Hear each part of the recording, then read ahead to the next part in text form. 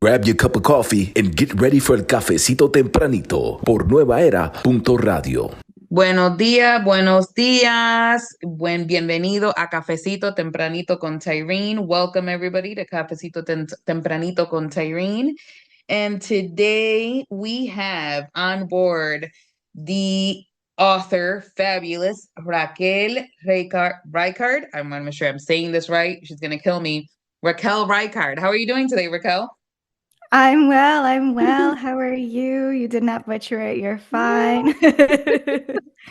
Ah, is amazing. I'm so happy to have you on board. I have followed you on social media and so happy to have you here and love everything you're doing. And Raquel is out in Orlando, Florida or how she says it's Borilando. Ya tú sabes. Para que yo sepa. Perfect. And Raquel is author of Self-Care for Latinas, which is focusing on 100 ways to prioritize and rejuvenate your mind, body, and spirit. She is also the deputy director of Refinery 29 Somos and the founder of Borilando, which is building communities of Puerto Ricans in Central Florida. So we're so excited. Again, very, very ecstatic to have you on board. And how is the weather over there in Orlando? It's cold. Yeah, it's A lot of people don't think it gets cold over here, but we're in Central Florida, okay? It gets down to the 30s over here. Ooh, yeah, You're that's right. Yeah. actually, I would have never guessed that. Yeah, I it gets definitely, cold.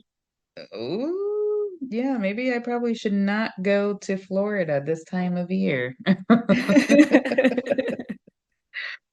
Well, Raquel, so this month we are kicking off the month of February, focusing on love, self-care, and singleness, and everything that all those three topics entail. And you have, with your book coming out, it's perfect timing, right, to talk about self-care for Latinas. It says it right in the title, and want to know, so how did this book come about? What was the turning point for you?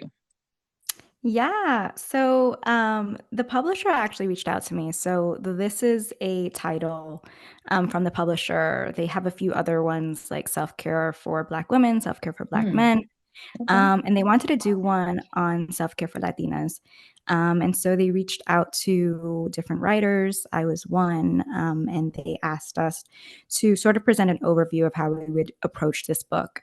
And they went with mine. And Oh, I mean, I know that's congrats. a, yeah, thank you.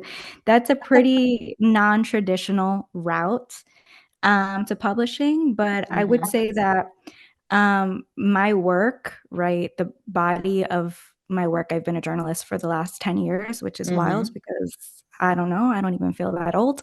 Um, but the body of my work has really centered on a lot of the issues that I talk about in the book, right? So wellness, yes, but also issues of bodily autonomy, Mm. colonialism, so many these things that topics that I broach in the book, right, that we don't necessarily think of, right, when we talk about Mhm. self-care. We talk about self-care and we think of manis and petties, and that's great. I love me a mani and petty, but self-care is really pouring into ourselves so that we can address the problems, the ills that make us unwell to begin with, and those problems are sometimes systemic, right, like Mhm. colonialism, sexism, xenophobia, anti-Blackness for some folks, transphobia. Um, yeah, so it's like really like addressing these larger issues within our culture. It's so interesting, and I think it's essential for all Latinas. I think it's also essential for women who hear that we're talking about self-care Latinas, that is not just Latinas who may come directly from Puerto Rico or Mexico or wherever they're coming from, right? Wherever they're born, that is also Afro Latinas. There's also all those Latinas that are mixed with a different race. This is also focusing on them, right? Because we are in this all together. What are your Absolutely. We're not a monolith.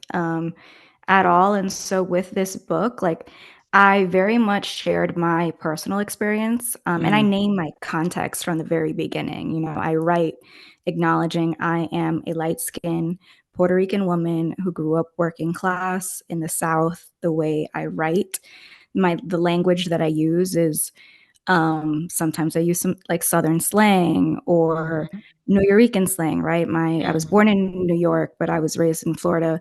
My parents are Boricua, but grew up in New York, so that, you know, very much influenced my upbringing. And so it's like I can name that context and I can speak to that context. And then I can also acknowledge that there are experiences that I don't know personally that impacts other Latinas, and we need to address that as well because this book is not self-care for Puerto Ricans in Orlando. Mhm. It's not self-care for Raquelita, it's self-care for Latinas. And so I speak to a lot of different cultures across South America, Central America, Mexico, and the Caribbean, and just different experiences. Yeah, and thank you for that because there's a lot of other books that are out there that don't focus on that, right? They'll focus on just one area, and whatever that culture and the Hispanic culture is like in that area. Example, I know that books that come out into schools, a lot of time they're teaching kids how to speak Spanish, but it's a certain type of Spanish. It's not maybe the normal Spanish that we would speak in Mexico, we would speak in Puerto Rico, that we would speak here in the United States. And so it can be confusing for students who are in high school or in elementary school or even in college that Mhm. the dialect is completely different. Absolutely, absolutely. I remember. Sorry, I live in an area where there's a lot of airplanes, so I'm just gonna pause whenever I hear an airplane flying. Okay. Um, yeah, no, absolutely. I remember going to school and taking Spanish in school and me just reading some words, and I'm like, "Yeah, I've never heard anyone speak like this in my life." But okay. I want to read here the beginning. I think this is the beginning part of the book here. I got mine today, and I want to make sure that I also share that we will be giving away one book. I was able to get an extra book that I want to make sure we give out to our audience members for those who are listening. So we'll make sure to mention at the end the rules for that. So that is one thing. And I also do want to mention that your book is available everywhere books are sold. So we'll make sure to mention that also at the end for anybody who wants to buy the book. But this is a first paragraph here where why Latinas must practice self-care. And I love this, and I think everybody needs to listen to this because it's extremely powerful. And from there, they can continue to read. But Latinas are bad, ain't we? I don't mean this is the spicy femme fatale way we've been stereotyped as for generations, though, yeah, we are damn fine too. What I mean is that we are extraordinary in numerous ways. Many of us trace our histories to indigenous women warriors who battled ruthless colonizers, African American women who maintained their spiritualities, tongues, and ways of life at a time when those practices were outlawed, or the few mestizo women who use their racial, economic, and educational privileges to advance women's rights for those across their Latin American and Caribbean countries and territories. In our bodies and our spirits, we are our ancestors' divine legacy, the living, breathing, and multiplying prize of struggles waged and won. I get goosebumps. Just that last line, multiplying prize and struggles waged and won. It's true. Um, it is so true. I feel like we're also at a time in our lives where women are really being lifted up in so many different ways. And that line right there is the epitome of exactly that of what we're doing, the wages Yeah. that we have struggled with and then the ones that we have won. Yep. So if you can talk to me a little bit more about what does that part mean for you? Yeah, I mean, our existence is evidence of our survival, right? Mm, Our ancestors' survival, right? Our existence is evidence of their victory. And so that's what I mean by that. Like, we would not be here if it wasn't for the fight and the resilience and the power of the people who came before us. mm-hmm. Um, and so it's necessary to remind ourselves of that power, that victory that runs through our veins. Yeah. Because we oftentimes forget that, right? And Mm-hmm. we're actually taught to forget that, right? Whether through an education system that robs us of our history, Mm-hmm. or just the way in which we are depicted, right, and stereotyped. So it's important to remind ourselves of that. Yeah. So true, so true. And for those listening in now, you are listening to Cafecito Tempranito con Tyrene, and today we're featuring our guest speaker, Raquel Reichard, and she is the author of Self-Care for Latinas, which is focused on 100 ways to prioritize and rejuvenate your mind, body, and spirit, as well as she's a multifaceted entrepreneur and many other things. And so she's here talking to us about self-care. Starting this month of February, and we're so happy to have her on board. And Raquel, you mentioned at one point that self-care is not just about wellness. It's so much more in so many different levels. And from that, what would you say self-care, how do you define that? What does that mean for you in your life? For me, self-care is really learning the language of your mind, body, and spirit. Mm-hmm. Um, these parts of ourselves. Sorry, I hear my echo. I don't know if. No, you're good. Okay, cool. So I'll start that over. For me, self-care is learning the language of our mind, body, and spirit. Mm, So these parts of ourselves are constantly communicating what they need from us. But oftentimes it's a foreign language, right? It's a language we don't understand. So understanding this language is what's going to help us heed its calls. What your mind and body and spirit need from you is going to look really different from what mine need from me. mm-hmm. Self-care is not one size fits all. It's very personal. And I think that we do a disservice to people when we try to sell it as specific things. Mm-hmm. Um, so that for me is what self-care is. It's heeding the messages that our mind, body, and spirit are, relaying to us. Mm-hmm. But oftentimes we don't know how to do that, right? And it makes sense because we're not really taught how to do that. Mm-hmm. But one way, I encourage folks to do this is by recognizing how your body reacts when certain emotions arise or experiences occur, right? Does your stomach feel like it's in knots when you're scared? Do you get a headache when you haven't drank enough water? Do you have a lump on your body that you need to get checked? I always advise folks to notice these sensations when when you feel tired or when you feel nervous, when you feel thrilled and hungry, all the things, because this is what's going to help you understand how your body communicates to you. And then, to really answer your question, when you know what it is that your mind, body, and spirit need from you, Mm-hmm. then you can give that to yourself. And you can give that to yourself in ways that feel culturally relevant, which is what I present in the book, right? And so, for instance, a popular mental self-care practice is repeating affirmations to yourself when you wake up in the morning or before a test or before a big meeting and you're sort of nervous and you need that confidence boost. And so I ask, what if we pull some affirmations from reggaetoneros? Right? I feel the most confident when I'm listening to Bad Bunny. Like his self-assurance rubs off on me.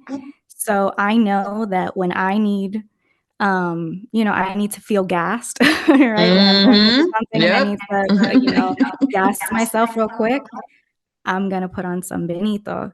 And I'm going to repeat some of his lines to myself. So that's just one example.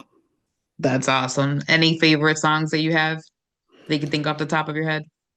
Oh my God. I mean, so, oh my goodness, I'm the worst right now because I can't believe that I'm You can, blanking on this. we can always come back to it. No, but in my bathroom, so I actually have this in the book. I don't know why I'm forgetting the name of the song, but in my bathroom, I actually have the line printed and framed, and it says "Tú no eres bebecita, tú eres bebesota," right? Yep. And so like I have that line there because the way my bathroom is set up, it's like once I walk out of my bathtub, I have the mirror right in front of me, right? And I'm a curvy woman, right? Shout out to my mom for blessing me with her curves. But also, like, we live in a culture where it's teaches you not to love on your curves, right? And so, sometimes if I open my, curtain and I go and I see myself in the mirror, if I need that confidence boost, I can just look to the left, see those words, remind myself that I'm a bebesota, and then dance around my house naked, Yes, absolutely. That's exactly what we need. And you touched on some great points there where you're talking about recognizing, right? What is it that you need? I know that a few months ago, that kind of happened to me where I felt like I had peopled out. I had done so many events or had been a part of so many things that my energy was completely depleted. Yep. I could not think of doing any other event, could not think of going anywhere else other than the normal work and normal routine. And so it's important for us, not just Latinas, not just women, men too, to recognize and identify what is that need? What is your body telling you? Sometimes we don't listen to our body and then we get sick. Yep. And then that's a way of universe or God telling us, okay, well, you didn't listen, so now I'm forcing you to listen because you need to take a moment. And when we listen to our bodies and create boundaries too, because sometimes we will listen to our body and we're saying we need this, we need this, we need this, right? But then you have people around you that say, but I want this, I want this, I want this. Yeah. And they're not listening to what you're telling them. You're telling them, but I need time out. And then they get mad when you finally just put a boundary and say, no. Yep. And all of a sudden you're the rude one or you're the one who's being an ass, whatever the case may be. And they look at you that you're being grumpy, you're being whatever the case may be. But it's create a boundary for yourself and then finding out and chasing what is that self-love moment that you need. And for me at that time, for some reason, my body and my mind really wanted to see the sunrise. Love that. Literally, it had to be that I needed to see the sunrise. And I call my friends, I say, you know what, for my birthday, this is what we're doing. We need to get away. And I don't care if you gals sleep through it, but I need to get up early and I need to see the sunrise. I need it. I love that. I love that. Mhm. You were able to identify exactly what you needed and give yourself what you needed. And I also love that you brought in homegirls because that I, actually have like, building community and spending time with homegirls as a practice and technique in the spirit section in the book. Because, that community is intrinsic to my self-care. so is nature, right? And so even just being outside and watching the sunrise, Mm-hmm. like these are practices that Mm-hmm. are, there's evidence to show that being in community, that being in nature Mm-hmm. is good for your mental, physical, and spiritual well-being. And so it doesn't surprise me. It brings me a lot of joy, and it doesn't surprise me that your body and probably your spirit was calling you to this. Mm-hmm. But it brings me so much joy to know that you listen to its calls. Yeah, yeah, it brought me joy too, because once I saw the sunrise and once I was just out there, even just in nature, period, it helped me tremendously. I was Yeah. able to rejuvenate, and I explained that to the ladies too. I said, you guys have to understand, there's so much that I'm already giving out of me. Yeah. So Yeah. when I'm in this moment, you have to be able to give me that space to rejuvenate, because if you don't, what more am I going to give to you? I'm not going to have anything that I'm feeding into my Mhm. soul to be able to give back to you. Yep. But yet you're requesting of me. So it's individuals understanding that us, we have a lot of things going on. I'm a single mom with 2 kids. I have a job. Yep. I, do this on the side. I do many other things on the side, but it all is things that are fulfill me.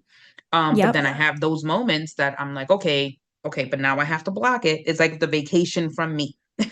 Yeah. But it's things that you said fulfill you, Mm-hmm. and watching the sunrise is Yes. also free, Yes. and it's something that you can fit into it's something you could fit into like your everyday, right? Like Yes. it's something that, that's another thing, like that's a myth around self-care, right? That it Mm-hmm. is far away retreats. It is, Mm-hmm. quitting your job and, Mm-hmm. moving to the country and, starting a farm, or it is, just really expensive shopping sprees or mani and pedis or $20 smoothies, right? That's just like so unrealistic for so many people.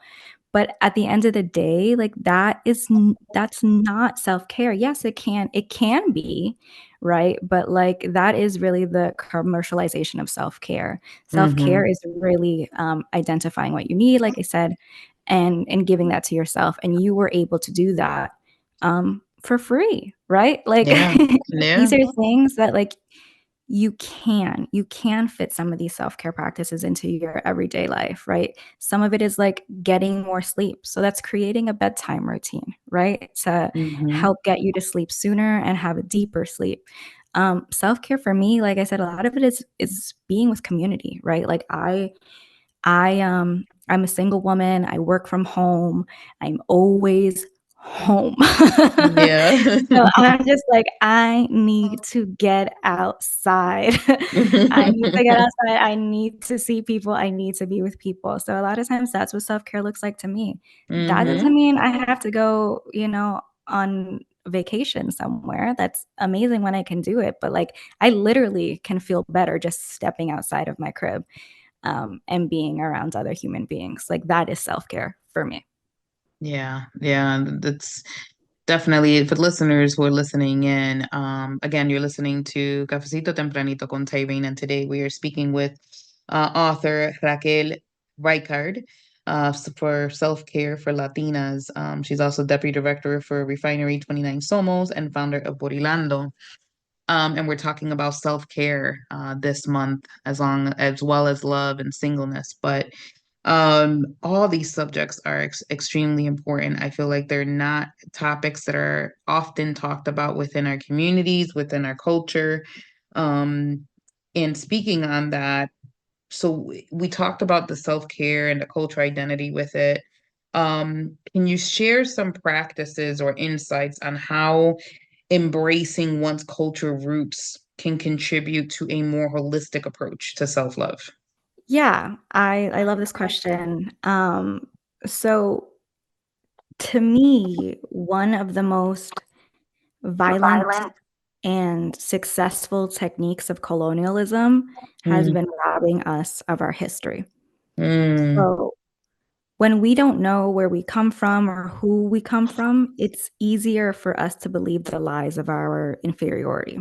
But when we know ourselves, right? When we know ourselves intimately, when we know about our people, when we know about our history, and when we know about our personhood, we are less likely to believe the lies. We are less likely to tolerate the bigotry, and we are more likely to stand up for ourselves, our Mm, whole selves, right? And it doesn't matter where we're at, right? We are more likely to stand up for ourselves against a racist employer or a partner who isn't treating us right, or in our mom's sala who's maybe just saying something wild, right? Like we are more likely to show up for this ourselves and our community the ways in which we need to. And so it's like that it gives us our self-dignity, right? That hmm um, this culture, this racist colonial culture, this patriarchal culture as well has for so long and continues to, That's powerful. yeah. So powerful. So powerful.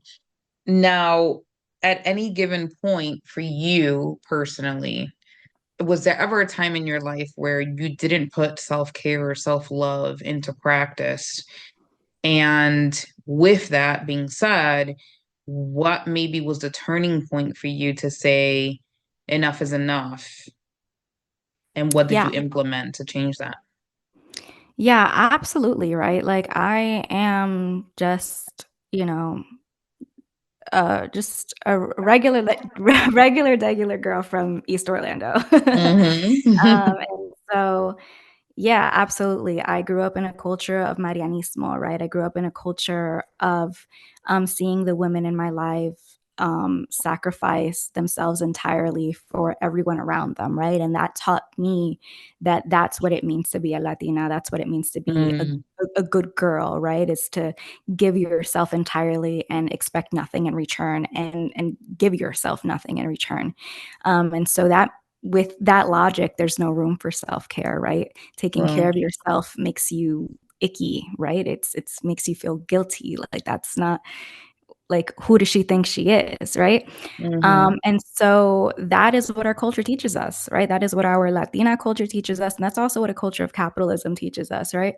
In the U.S. And so learning this from both of these worlds, like it's really hard to um, one even acknowledge like this idea, like to even know what this idea of self-care is, and then to give it to ourselves. I think the first time that I saw a woman who looked like me or came from a similar cultural background um practice self-care was really my aunt. So after high school I moved to New York for college, and I lived with my aunt. And she was a woman, she was a mom, she was a wife, and she also was a friend, and she also went out and did stuff with her friends and hung out and poured into herself. And I had never seen that, right? For Mm, me, like once you're a mom, like once you're a wife, like that's your role. yeah. And so she really helped me in unlearning that, and helped me see self-care in practice. And it's through that. And this is her without even with those words, right? She was just living self-care. And so that gave me, I guess, an example and permission for me to do that for myself as well.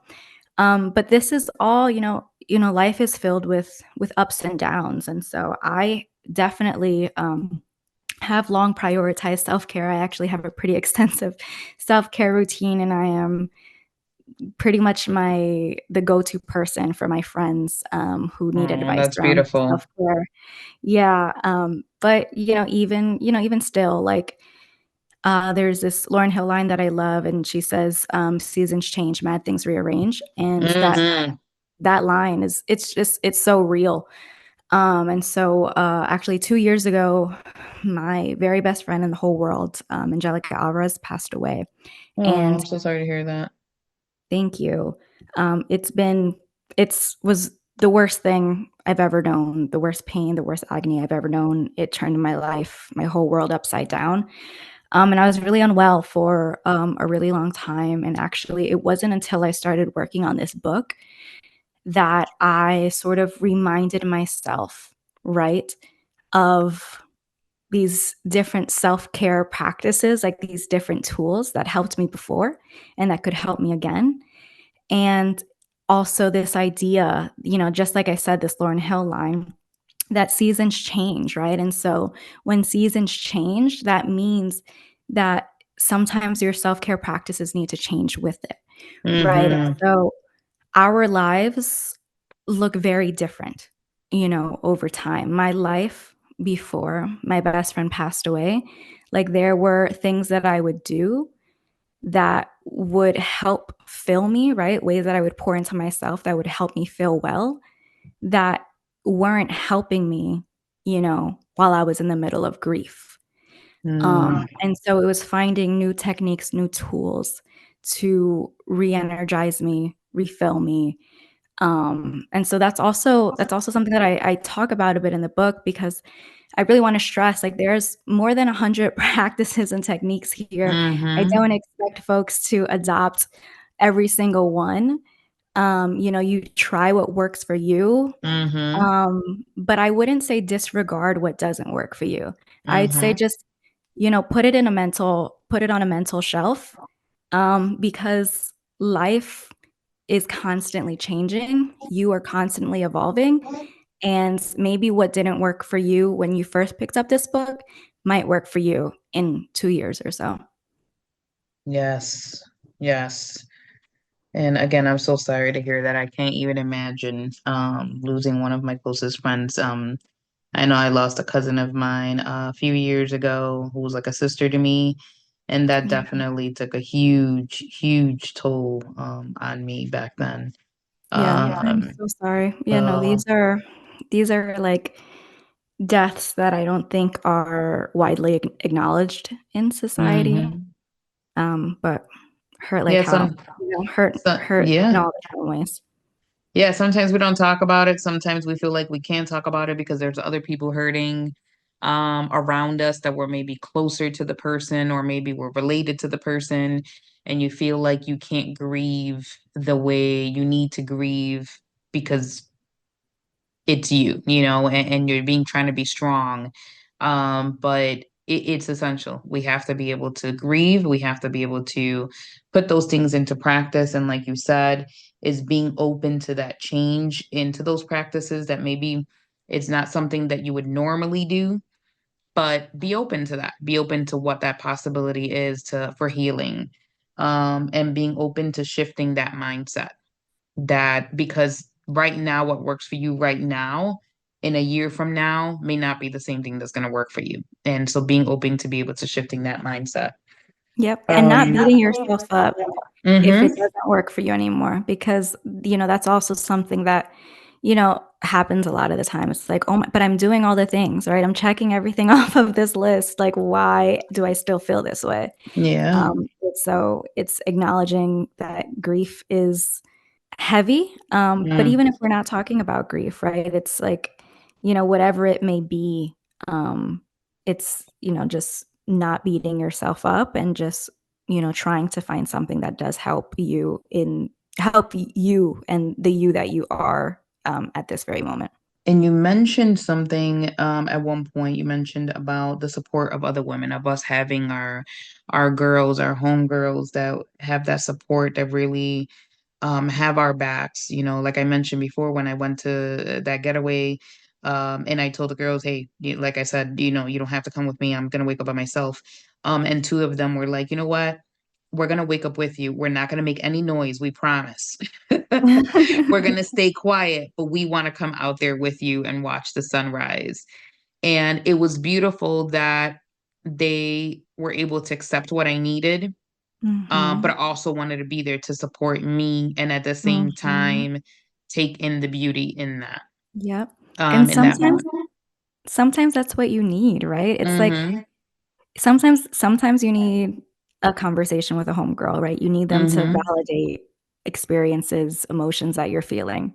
Mhm. Sometimes you just need a laugh. Sometimes you just need their actual presence, right? It's like Mhm. you need to run an errand, but you wanna be you know what I mean? You haven't seen Mm-hmm. your homegirl in a long time, so it's like bringing them along while you run your errand. Like, it really is just, like, sharing space, whether Mm-hmm. that's, space where there's a lot of tears, whether that's space where there's a lot of laughter, or that Mm-hmm. space where there's just silence. Yeah, it's very true. And with Galentine's, why I call it Galentine's being this month, Mhm. um, it's essential for listeners to really take that time. And I know we're really at the end here, but Raquel, what would you say is one thing that you would give as advice or maybe as a word of encouragement to women who have those homegirls and that may or may not have homegirls, right? That could use that support or already have that support. What would be something that you would say to them and in this that relates back to self-care? Yeah, I mean, I think that if you don't have homegirls and you are searching for that, there are definitely there are spaces, right? And there are things that you can do.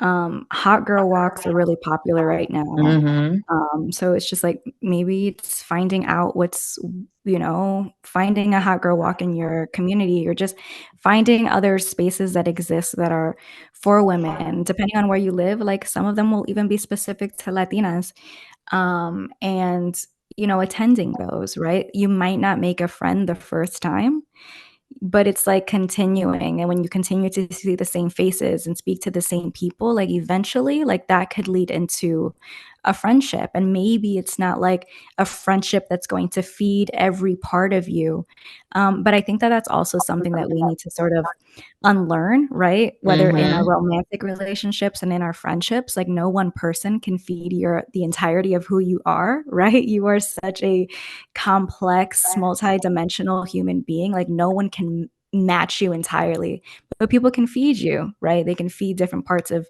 your being, right? And so maybe you have a homegirl that you walk with, maybe you have a homegirl that you turn up with, maybe you have the homegirl that you turn to when you need advice, right? You can have like these different homegirls, and in some cases, when we get really lucky, we have that homegirl who feeds those different aspects of your life. But there are these ways that we can meet people and we can Mm-hmm. start building community. And then for the friends that you do have, like, I mean, especially like this month, right? Like, my my word for this year is Mm-hmm. romance. Ooh. And for a lot of, I'm like, it's helped me like think about ways that I can self-romance, right? Romance myself. But I think that there's Mm-hmm. also ways that we can like romance our friendships, right? Like, what are things Yes. that we want from romantic partners, right? And how can we give that to ourselves? And then also, how can we give that to our homegirls, who, for me, my homegirls, my best friend Angie, who passed away, and Mm-hmm. many of my other really close friends, like, these are my soulmates. Like, this is when I think Mm. about soulmates, I think about my homegirls. I don't think about a romantic partner. And Yeah. that's not me being bitter, because I very much I love love. I love love. But for me, the relationship that has given and given and taken in equal measure have always been my homegirls. So yeah, Yes, yes. Same here. I have my homegirls and I are actually going to Valentine's Day lunch on Valentine's Day love it. night, and we're gifting each other presents and just spoiling each other in what that means. And it's important to have that. I mean, two of us in the Yeah, group are married and then the other two are single. So it's important to have that support. It is it's just important, period. It just shows so much. It is another form of self-love and self-care, and that you have that support system yeah. to to come for that. So thank you so much, Raquel, for being on board with us here today. I love this conversation. I wish we could continue this conversation because there's so much more to say. So much. And tell everyone, first of all, how can they buy your book and where can they reach you? So, you can buy my book at wherever books are sold, Amazon, Barnes& and Noble, Target, independent bookstores, support your independent local bookstores. And you can find me on social media. I'm mostly on Instagram, and it's Raquel Reichard, RaquelReichard. Awesome. Thank you so much. And I want to Thank make sure that you. yes, and I want to make Thank you sure I for talk about inviting me. Sorry. yes, of course, of course. No, that's okay. Of course. Yes, I would love to have you, and we'll make sure we'll stay in touch and have more conversations that pertain to this and your journey as it continues to unfold because I'm excited to see your journey Thank you. where it's going to go from here, and I know it's going to be nowhere but up. Thank you. Thank you so Um much. and I'm sure that your friend is up in the heaven skies, so excited and so happy that you have started this journey. As maybe it was something that she was not able to start for herself, and therefore the legacies that she's leaving it on for you to begin for her and for you and to move forward. Yeah, I feel Um, her around me all the time. that's beautiful. I want to make sure that we mention the giveaway. So basically, there's 3 rules. We'll make sure to add it to the post once the recording comes out. But please make sure you're following Raquel Reichard, myself, Tyrene, and Nueva Era Radio. Thank you, Nueva Era Radio, for having us here on board on this platform. Making sure you're liking and sharing the post, and as well as tagging 3 friends that you really do believe can benefit from this book. So again, thank you, Raquel, for coming on board. Wishing you so much success in everything you do, and so excited and can't wait to continue to read about everything that you have coming out. Thank you so much. Appreciate you. No problem. Thank you, and have a great day, everybody. Escucharon El Cafecito Tempranito, Sundays from 10 till 10:30 por nuevaera.radio.